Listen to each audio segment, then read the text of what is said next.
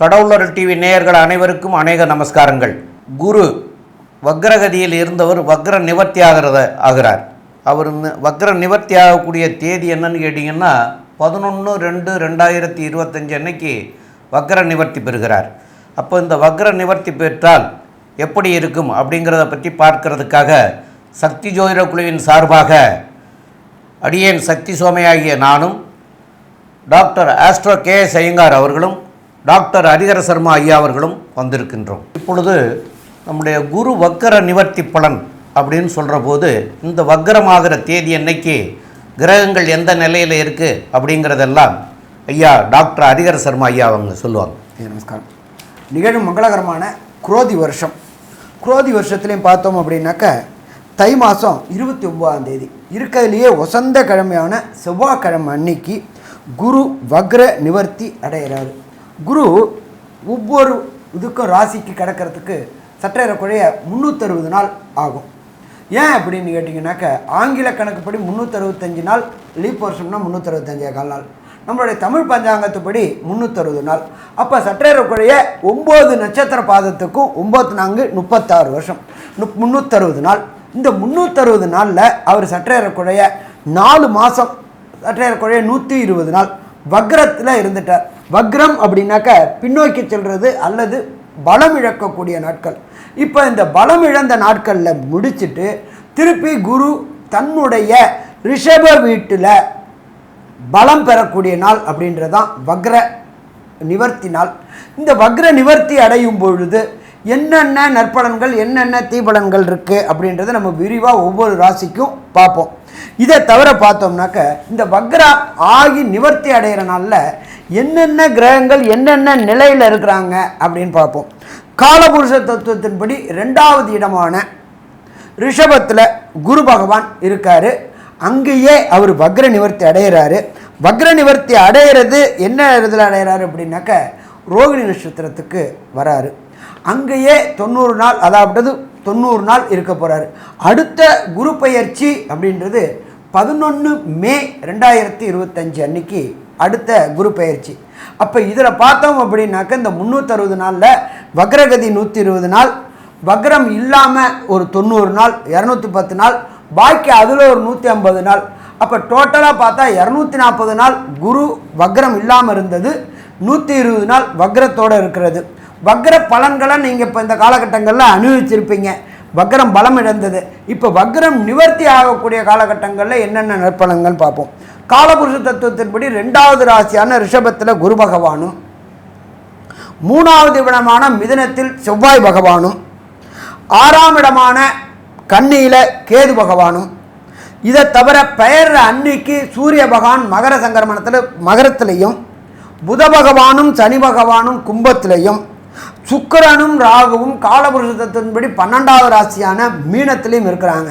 இதில் என்ன ஒரு விசேஷம் அப்படின்னாக்க சுக்கிர பகவானை பொறுத்தளவுக்கு பரிவர்த்தனை யோகம் பெற்றிருக்கிறாரு. குருவோடைய வீட்டில் சுக்கிரனும், சுக்கிரனோட வீட்டிலேயே குருவும். அப்போ இதுக்கு என்ன பலன் அப்படின்னாக்க அந்தந்த கிரகங்கள் அந்தந்த இடத்துல ஆட்சி பெற்றதற்கு சமானம்.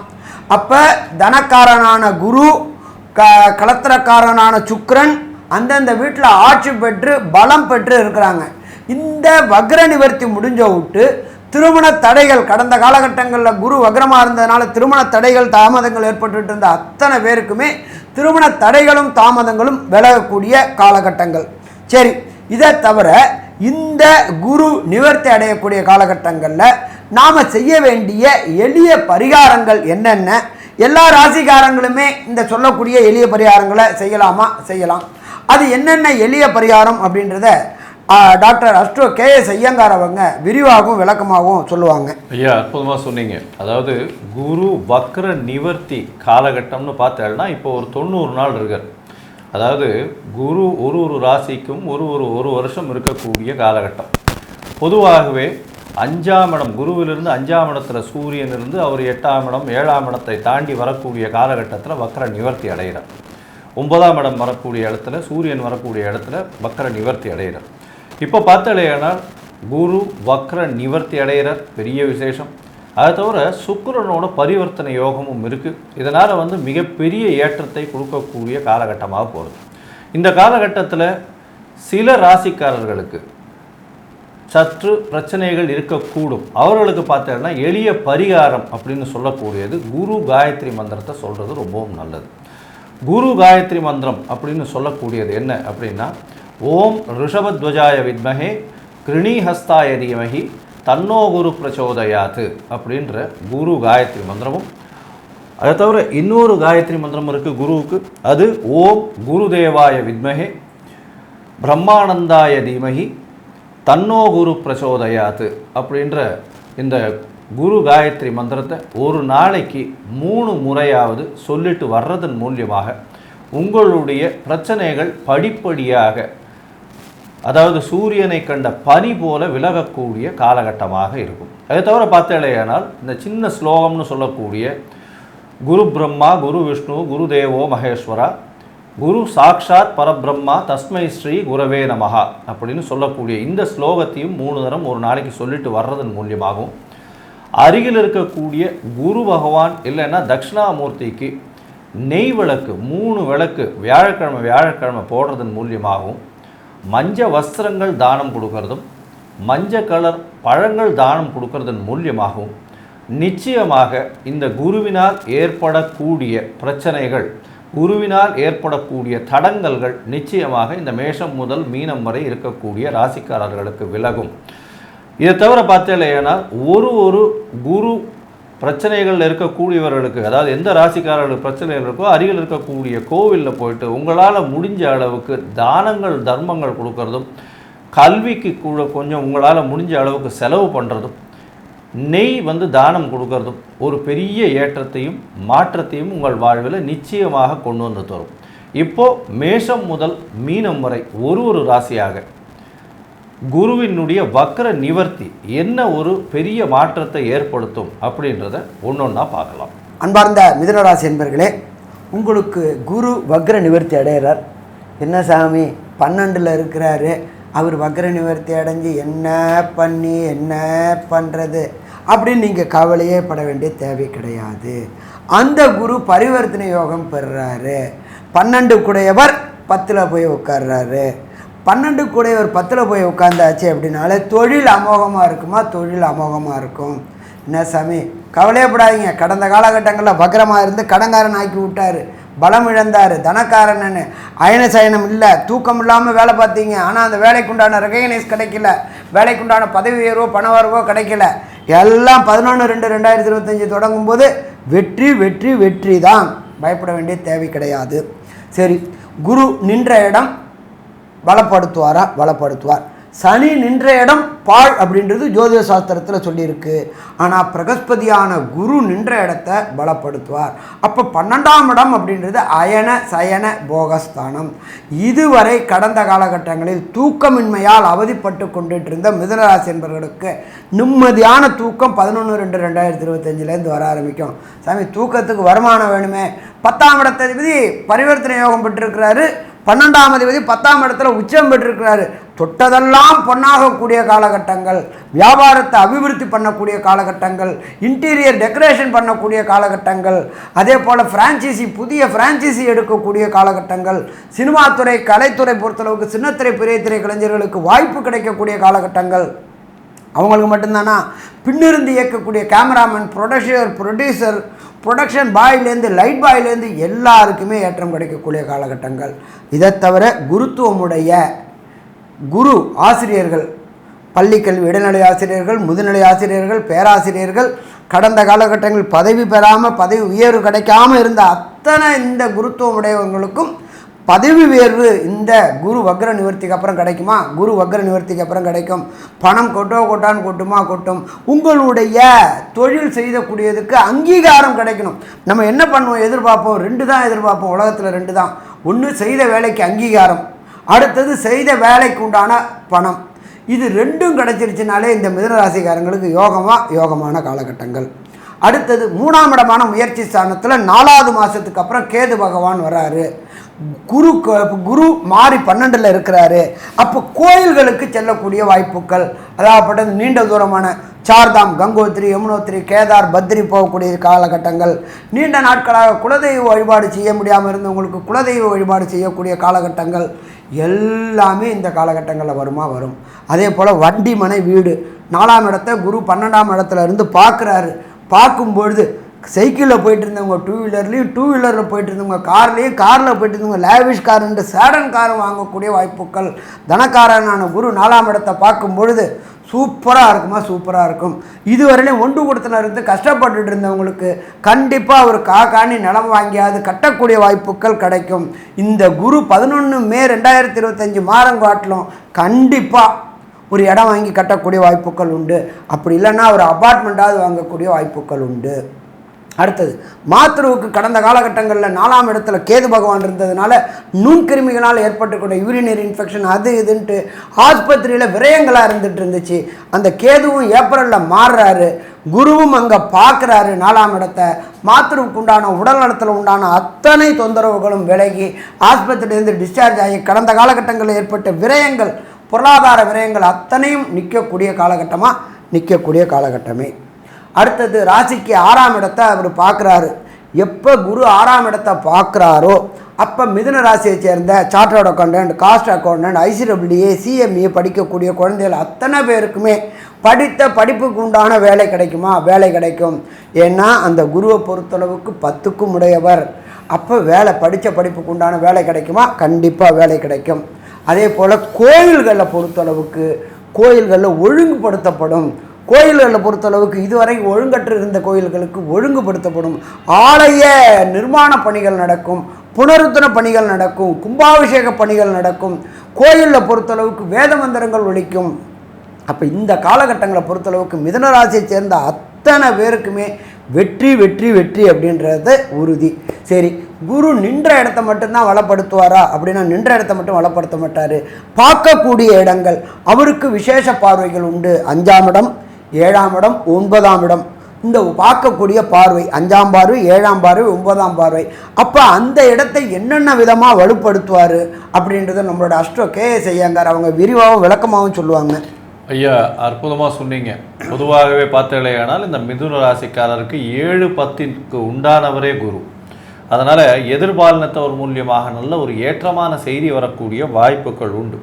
தொழிலில் ஒரு பெரிய மாறுதல்கள் இருக்கக்கூடிய காலகட்டம். ஏன்னா 10ஆம் அதிபதி 12ஆம் இடத்துலையும் 12ஆம் அதிபதி 10ஆம் இடத்துலையும் பரிவர்த்தனை இருக்கிறதுனால வெளிநாடு போயிட்டு வரக்கூடிய ஷார்ட் ட்ரிப், வெளியூர், வெளிமாநிலம், வெளிநாடு போயிட்டு வரக்கூடிய காலகட்டமாக இருக்கும். வெளிநாட்டில் இருக்கிறவங்களுக்கு இப்போ க்ரீன் கார்டு, அதை தவிர அவங்களுக்கு பர்மனன்ட் ரெசிடென்ஷிப் PR கிடைக்கக்கூடிய காலகட்டமாக இந்த காலகட்டம் நிச்சயமாக அமைய போகிறது. உங்களுடைய ராசிக்கு பார்த்தலையானால் ராசிக்கு 5ஆம் அதிபதியும் உச்சம் பெற்று போகிறார். பெரிய ஏற்றம் கிடைக்கக்கூடிய காலகட்டம். 4ஆம் இடத்தை குரு பார்க்குறார். 5ஆம் இடத்துல 5ஆம் அதிபதி உச்சம் பெற்று போகிறார். இதன் மூலியமாக பார்த்தலையானால் பெண்களுக்கு கருப்பையில் பிரச்சனைகள் இருப்பவர்களுக்கு அவர்களுக்கு இந்த காலகட்டத்தில் அந்த கருப்பை பிரச்சனைகள் போய் நல்ல ஒரு ஏற்றம் கிடைத்து, அதை தவிர அவர்களுக்கு குழந்தை பிராப்தி ஏற்படக்கூடிய பாக்கியங்கள் இந்த காலகட்டத்தில் நிச்சயமாக இருக்கும். ஏன்னா குருவின் பார்வை எல்லா விதமான தோஷங்களையும் அகற்றக்கூடியது அப்படின்னு ஜோதிட சாஸ்திரம் சொல்கிறது. இதன் மூலியமாக பார்த்தலையானால் குரு உங்களுடைய ராசிக்கு 4, 6, 8 இந்த 3 இடத்தையும் பார்க்குறார். அதனால் பெண்களுக்கு மாதவிடாய் பிரச்சனை, இந்த கருப்பையில் இருக்கக்கூடிய பிரச்சனைகள் எல்லாமே இந்த காலகட்டத்தில் அகலக்கூடிய வாய்ப்புகள் நிச்சயமாக உண்டு. அது தவிர ஏப்ரல் மாதத்திற்கு மேலே பார்த்தீர்களேயானால் அவர்களுக்கு கரு தங்கக்கூடிய வாய்ப்புகள் நிச்சயமாக இருக்கும்.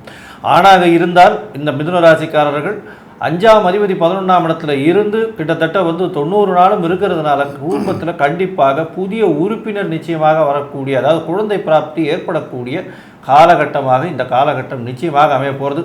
ஆணாக இருந்தாலும் பெண்ணாக இருந்தாலும் இந்த குருவினுடைய வக்ர நிவர்த்தி ஒரு பெரிய ஏற்றத்தையும் புதிய வரவை அவர்களுக்கு கொடுக்கக்கூடிய காலகட்டமாகவும் அமையப்போகுது. புதிதாக வீடு, மனை, வாகனங்கள் வாங்கக்கூடிய பாக்கியமும் அதன் மூலியமாக உங்களுக்கு புதிய கடன் ஏற்படக்கூடிய வாய்ப்பு. ஏன்னா 6ஆம் இடம்னு சொல்லக்கூடியது ருண, ரோக, சத்ரு, அதை தவிர கடன், இதெல்லாம் சொல்லக்கூடிய வாய்ப்பு. இந்த காலகட்டத்தில் பார்த்தீங்களேனால் 6ஆம் இடத்துல குரு பார்க்குறார். அதனால் சுப கடன்கள் வாங்கக்கூடிய வாய்ப்பும் சுப செலவுகள் செய்யக்கூடிய காலகட்டமுமாக அமைய போகிறது. அது தவிர வேலையில் பார்த்தீங்கன்னா மாறுதல்கள் வரும், மாற்றங்கள் வரும். வேலையில் மாற்றங்கள் அப்படின்னு சொன்னோன்னா உடனே ஒரு வேலையை விட்டு அடுத்த வேலைக்கு போகணும் அப்படின்றது கிடையாது. ஒரு வேலையிலேயே அதில் ப்ரமோஷன் கிடச்சி அதில் மேற்படியாக செய்யக்கூடியது, அதாவது ஒரு பொசிஷன்லேருந்து அடுத்த பொசிஷனுக்கு போய் அதன் மூலியமாக உங்களுக்கு பண வரவு அதிகமாக வரக்கூடிய காலகட்டமாக அமைய போகிறது.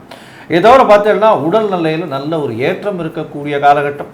அது தவிர செலவுகள், அதாவது புதுசாக கடன் வாங்கி சுப செலவுகளாக இருக்கும். வீட்டில் வந்து குழந்தைகளுக்கு திருமணம், இல்லைன்னா குழந்தைகளுக்கு ஏதாவது ஒரு நல்ல விஷயங்கள் பண்ணுறது, பசங்களை காலேஜ் சேர்க்கறது, அது தவிர வந்து குழந்தைகளை வந்து அதாவது வெளிநாடு வெளியூர் போகக்கூடிய பாக்கியங்கள் கிடைக்கிறது, இல்லை இந்த குழந்தைய வந்து கடன் வாங்கி வெளிநாட்டில் போய் படிக்கக்கூடிய காலகட்டம், இதெல்லாம் வந்து இந்த மிதுன ராசிக்காரர்களுக்கு நிச்சயமாக வந்து சேரும். இதோட பார்த்தீங்கன்னா 8ஆம் இடத்தையும் குரு பார்க்குறார். குரு 8ஆம் இடத்தை பார்க்கும்போது மறைந்த இடமும் சுபத்துவம் அடைகிறதுனால நல்ல ஒரு ஏற்றம் கிடைக்கக்கூடிய காலகட்டம். இதனால் என்னன்னா கண்டிப்பாக வெளிநாடு போயிட்டு வரக்கூடிய வாய்ப்புகள் நிச்சயமாக இருக்கும். வெளிநாடு எதன் மூலியமாக? வேலையின் நிமித்தமாக வெளிநாடு போகக்கூடிய வாய்ப்பும், வெளிநாட்டிலிருந்து உங்களுக்கு புதுசாக ஃபண்டு வரக்கூடியது, அதாவது இன்வெஸ்ட்மெண்ட் ஃபண்டு வரக்கூடிய வாய்ப்புகளும் நிச்சயமாக இந்த காலகட்டத்தில் ஒரு பெரிய மாற்றங்களையும் ஏற்றங்களையும் உங்களுக்கு இந்த காலகட்டத்தில் கொடுக்க போகுது. பொதுவாகவே இந்த குருவினுடைய 12ஆம் இடத்துல, அதாவது 12ஆம் இடத்துல குரு இருந்ததுன்னா ஒன்றுமே ஆகாது அப்படின்றது இல்லை. 12ஆம் இடத்தில் இருக்கக்கூடிய குரு அவருடைய பார்வை பலத்தின் மூலியமாக உங்களுக்கு எல்லா விதமான ஏற்றங்களையும் கொடுக்க போகிறார். மறைந்த இடத்திலிருந்து செல்வங்களை கொடுக்க போகிறார். நேரடியான செல்வங்களை விட்டு மறைந்த இடத்திலிருந்து செல்வங்களை கொடுக்க போகிறார். அப்படின்னா இந்த ரேஸு, ஷேர் மார்க்கெட்டு, இன்சூரன்ஸு, அது தவிர வந்து இந்த அதாவது நேர்மையாக இருக்கக்கூடிய இடங்கள் எல்லாவற்றிலுமே வந்து உங்களுக்கு மறைந்த இடத்திலிருந்து உங்களுக்கு பண வரவை ஏற்படுத்துவார். வெளிநாட்டிலிருந்து இன்வெஸ்ட்மெண்ட்டு, தொழிலுக்குன்னு இன்வெஸ்ட்மெண்ட் கொடுக்கக்கூடிய காலம், இதெல்லாம் வந்து நல்ல ஒரு ஏற்றத்தை கொடுக்கக்கூடிய காலமாக அமையப்போகுது. சரி, இந்த காலகட்டத்தில் உங்களுடைய தசாபுக்தி, அதாவது நீங்கள் பிறந்த ஜாதகத்துக்கு தசாபுக்தி சரியில்லை, அதற்கு இந்த குரு பகவானுக்கு என்னென்ன எளிய பரிகாரங்கள் பண்ணலாம்? ஒருவேளை காயத்ரி மந்திரம் நம்ம சொன்னது அதுவே போதுமா, இல்லை வேறு ஏதாவது வந்து அதிகமாக பண்ண வேணுமா அப்படின்றதையும், எந்த கோவிலுக்கு செல்லலாம், எந்த மடாதிபதிகள், எந்த ஒரு வேறு ஏதாவது செய்யலாமா, ஒரு எளிய பரிகாரமாக நம்மளுடைய அளவுக்கு உட்பட்டு இருக்கக்கூடிய அளவில் செய்யலாமா அப்படின்றத வந்து டாக்டர் சக்தி சோமையா கிட்ட கேட்போம். ரொம்ப அற்புதமாக தெளிவாக விவரமாக சொன்னீங்க ஐயா. இப்போது மிதுன ராசிக்காரர்களுக்கு குரு 12ஆம் இடத்துல இருக்கிறதும், அது 10ஆம் இடத்துல குரு ஆட்சி பெற்ற நிலையில் இருந்தாலும் 10ஆம் இடம் 12ஆம் இடம் அப்படிங்கிற போது கொஞ்சம் சிக்கல் இருக்கத்தான் செய்யும். இருந்தாலும் பரிவர்த்தனை யோகம் பெற்றிருக்கிறது சிறப்பு.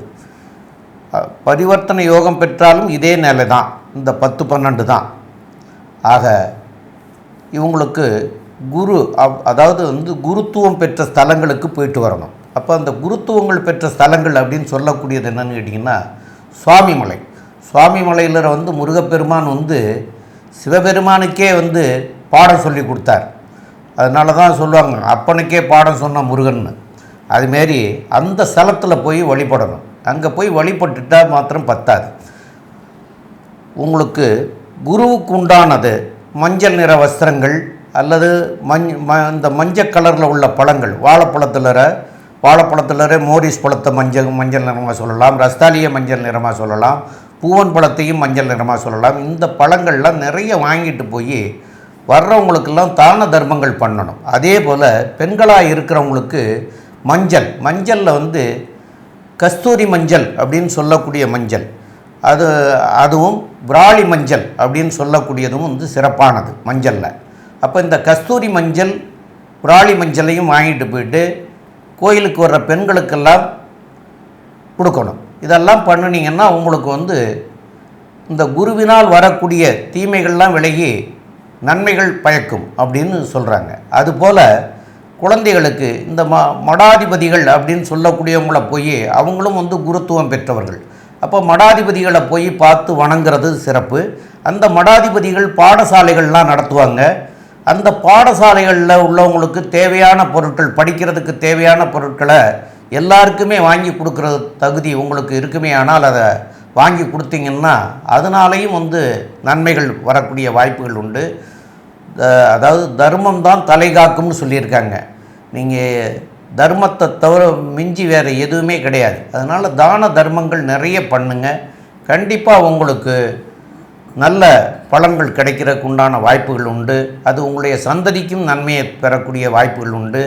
மேலும் உள்ள விவரங்களை பற்றி நம்முடைய டாக்டர் ஆஸ்ட்ரோ சம்பத் ஐயங்கார் அவங்க சொல்லுவாங்க. ஐயா, அற்புதமாக சொன்னீங்க. மிதுன ராசி என்னை பொறுத்தவரையிலும் நல்ல ஒரு ஏற்றமான காலம். 7ஆம் அதிபதியான குரு, 7 10 அதிபதியான குரு ராசிக்கு 12ஆம் இடத்துல இருந்து பரிவர்த்தனை யோகம் பெறுறது. மிதுன ராசிக்காரர்களுக்கு குழந்தை பிராப்தி ஏற்படக்கூடிய காலகட்டம், புதிய வேலை அமையக்கூடிய காலகட்டம், புதிய கடன் அமையக்கூடிய காலகட்டம், வீடு மனை வாங்கக்கூடிய பாக்கியம் உண்டு. பெண்களுக்கு நல்ல ஒரு ஏற்றமான காலம். வெளிநாடு வெளியூர் போகக்கூடிய வாய்ப்புகள் உண்டு. வேலை நிமித்தமாக வெளிநாடு போகக்கூடிய பாக்கியம் நிச்சயமாக உண்டு. திடீர் பணவரவு வரக்கூடிய பாக்கியம் நிச்சயமாக உண்டு. சுப செலவுகள் வீட்டில் நடக்கக்கூடிய காலகட்டமாக இருக்கும். தொழிலில் பெரிய அபிவிருத்தி இருக்கும். தொழிலில் மாறுதல்கள், வெளிநாட்டினுடைய இன்வெஸ்ட்மெண்ட் வரக்கூடிய வாய்ப்புகள் நிச்சயமாக இருக்கும். தாயின் உடல்நிலையில் நல்ல ஒரு ஏற்றம் இருக்கக்கூடிய காலகட்டம். படிக்கக்கூடிய மாணவர்களுக்கு பெரிய மாற்றங்கள் இருக்கும், நல்ல ஏற்றங்கள் இருக்கும். ஒரு தரம் படித்தாலே மனசில் நிற்கக்கூடிய அளவுக்கு நிச்சயமாக இருக்கும். படிக்கக்கூடிய மாணவர்கள் வீட்டை விட்டு வெளியில் சென்று அவர்கள் அதாவது காலேஜுக்கு போகிறதுக்கு அந்த மாதிரியான விஷயங்கள் கிடைக்கக்கூடிய வாய்ப்புகள் நிச்சயமாக உண்டு. குடும்பத்தை விட்டு பிரிந்து சென்று படிக்கக்கூடிய வாய்ப்புகள் நிச்சயமாக இருக்கும். தொழிலில் பெரிய அபிவிருத்தி இருக்கும். பார்ட்னர்ஷிப் தொழிலில் சற்று பின்னடைவு இருக்கக்கூடிய வாய்ப்பு. சொந்த தொழிலில் பெரிய ஏற்றம் கிடைக்கக்கூடிய வாய்ப்பு. தந்தையின் உடல்நிலையில் நல்ல ஒரு ஏற்றம் இருக்கக்கூடிய காலகட்டமாக இருக்குது. மொத்தத்தில் பார்த்தலையானால் உங்களுக்கு பதவி, புகழ், அந்தஸ்து, கௌரவம் எல்லாமே ஏறக்கூடிய வாய்ப்புகள் நிச்சயமாக இருக்கும். இருந்தாலும் குரு 12ஆம் இடத்தில் இருப்பதனால் சற்று பின்னடைவு இருக்கக்கூடிய காலகட்டம்.